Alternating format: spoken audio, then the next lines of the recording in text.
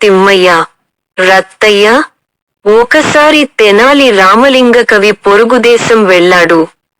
అక్కడి రాజుగారి కొలువుకు చేరేందుకు వెళ్ళిన ఈయన కోటలోకి ప్రవేశించటం అంత సులువేమీ కాదు. అయితే అక్కడికి వెళ్లి చూస్తే సరిపోతుందనుకుంటూ కోట వద్దకు చేరాడు. కోట వాకిలి వద్ద రత్తయ్య కాపలా ఉన్నాడు. రామలింగడు లోపలికి వెళ్లేందుకు ప్రయత్నించగానే కొత్తవాళ్లను లోపలికి పంపించేది లేదని ఖరాఖండిగా చెప్పాడు రత్తయ్య. రామలింగడు రత్తయ్యను బ్రతిమలాడితే అతడు లంచం అడిగాడు. దాంతో రత్తయ్యను చాటుకు పిలిచిన రామలింగడు, ఇప్పుడు నా వద్ద డబ్బులేదుగాని నువ్వు గనుక లోపలికి పంపించావంటే నాకు దొరికే కానుకల్లో నీకు సగం ఇచ్చేస్తానని చెప్పాడు.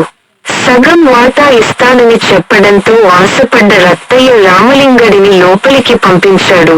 అలా కోట లోపల కొంత దూరం వెళ్లిన రామలింగడిని ఇంకో వాకిలి వద్ద తిమ్మయ్య అడ్డగించాడు.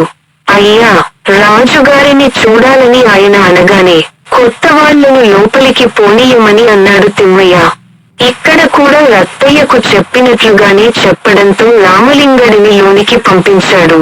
అలా నింపాదిగా రాజుగారి కొలువుకు చేరాడు రామలింగ కవి. అక్కడ రాజుగారు కొలువుదీరి ఉన్నారు. కొరడా దెబ్బలే కావాలి. కవులందరూ తలా ఒక పద్యం చెప్పారు. రామలింగడు కూడా ఒక పద్యం చెప్పాడు. అది చాలా తమాషాగా ఉండే పద్యం కావడంతో రాజుగారు బాగా మెచ్చుకున్నాడు. ఏం కావాలో కోరుకోమని అన్నాడు. దీంతో మహారాజా, నాకు 100 కొరడా దెబ్బలు ఇప్పించండి చాలు అన్నాడు రామలింగడు. ఎవరైనా డబ్బు కోరుకుంటారు, బంగారం కోరుకుంటారు, భూములు కోరుకుంటారు, దెబ్బలు ఎవరైనా కోరుకుంటారా అంటూ రామలింగడిని ఎగాదిగా చూశాడు మహారాజు. తప్పదు మహారాజా, నాకు దెబ్బలే కావాలి, దయచేసి ఇప్పించండి అన్నాడాయన.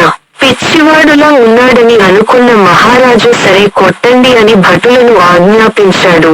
భటులు కొరడాలతో సిద్ధమయ్యాక, మహారాజా మన్నించండి, ఈ కానుకలు సగం మొదటి వాకిలి రత్తయ్యకు పోవాలి, మరో సగం రెండో వాకిలి తిమ్మయ్యకు పోవాలని చెప్పాడు రామలింగడు.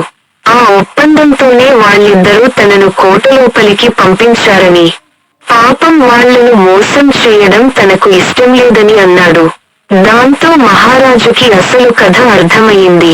ఆ తరువాత రత్తయ్యకి, తిమ్మయ్యకి కొరడా దెబ్బలు తప్పలేదు.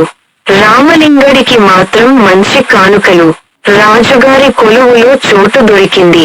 చూశారా పిల్లలు, ఆ కాలంలోనే లంచాలకు ఆశపడిన వారికి మన రామలింగ కవి తెలివిగా ఎలా బుద్ధి చెప్పారో.